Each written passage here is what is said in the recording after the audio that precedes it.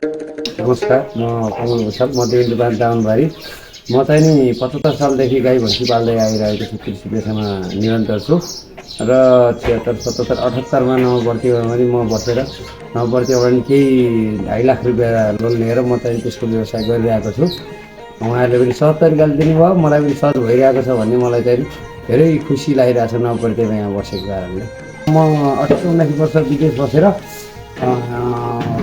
मन्त्री गरेर America, German, Israel बसेर कृषिमा चाहिँ राम्रो रहेछ, कृषि गर्नुपर्छ, हाम्रो देशमा चाहिँ उन्नति गर्नुपर्छ, कृषिमा मान्छेले धेरै छोडेर चाहिँ नि युवाहरू बाहिर गए भनेर यहाँ आएर मैले कस्तो हुने रहेछ 17-18 वर्ष विदेशमा बसेको अनुभवलाई बोटल लगाएर यहाँ गर्दाखेरि कस्तो हुन्छ, यो मान्छेले के गर्न खोज्यो हुँदैन होला भन्थे। तर पनि अहिले मसँग दैनिक 20 दुध छ, तपाईँको 10 बिगामा घाँस छ, बाख्रा चाहिँ 40वटा, 2-2.5 लोकल कुखुरा छन्, हाँस छन्।